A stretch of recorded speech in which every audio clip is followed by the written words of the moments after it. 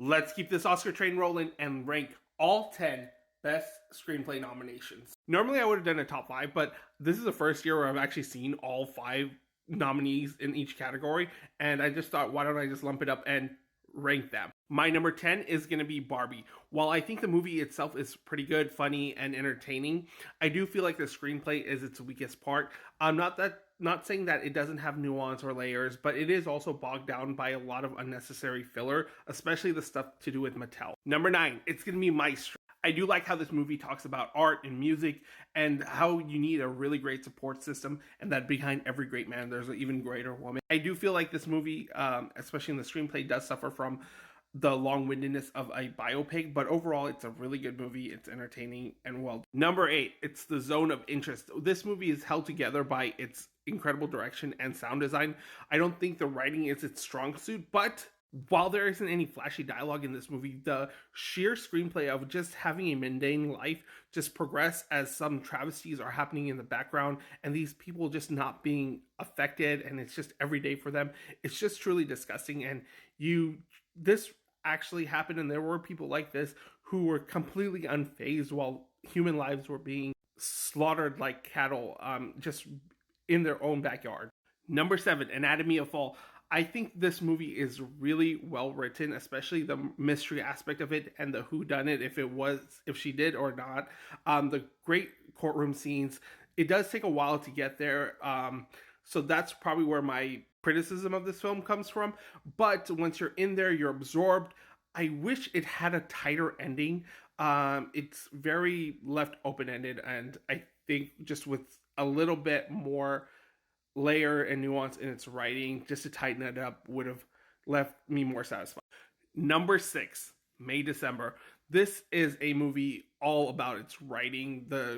It has some incredible dialogue, interesting character studies about a man who was groomed and his childlike tendencies, a woman who feels like she's the victim even though she's essentially the criminal in this situation, and then the sensationalization of the media and to portray this true life event, and the actress's complete disregard of the actual life and story of a person, and then her sheer obsession just to get the best performance. She goes and does such insane things. It's all on the writing. There are just really interesting moments in this film. I'm glad it got some love here. Number 5, Oppenheimer. I think to do a biopic that is 3 hours long with just such heavy dialogue and a lot of dialogue that is very scientific driven, and to make it accessible is just a feat of itself. The courtroom scenes, the way that they talk about life and becoming God, and to still be entertaining and engaging, it truly is a work of art in a way that they made a 3 hour long plus biopic this engaging with so much dialogue. So good. Number 4, Poor Things. It is such a great character study and a look into the psyche of womanhood and becoming a woman, and a coming of age story that is just dealt with so much nuance and creativity and bizarreness. It's funny, it's charming. There's a lot to like about this movie.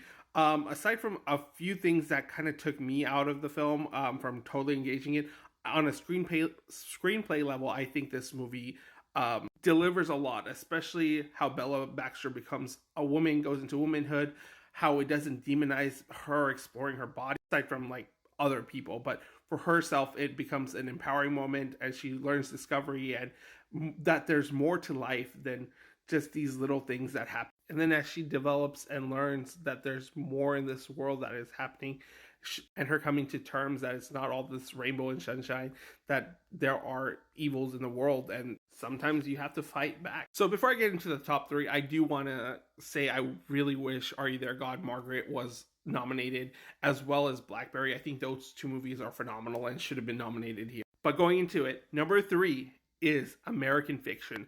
This is a fun, charming, endearing, heartfelt film with a lot of character, a lot of nuance, and a great commentary on how we perceive entertainment and the type of entertainment that gets the praise, and if it's a displaced praise or if people overanalyze certain things while the intention of the author was completely, totally different.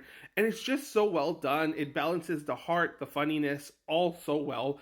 And overall, it just becomes a movie about a man and his struggles in his own personal life. I do feel like the movie itself kind of falls into its pitfalls that it's trying to criticize. I really wish it did explore it a little bit more, but overall, it's a really good screenplay that tackles funny themes that actually happen in real life and how people inflate certain things to more than what they are. Number two is The Holdovers. This is going to be a Christmas classic, and a lot of it comes down to its writing.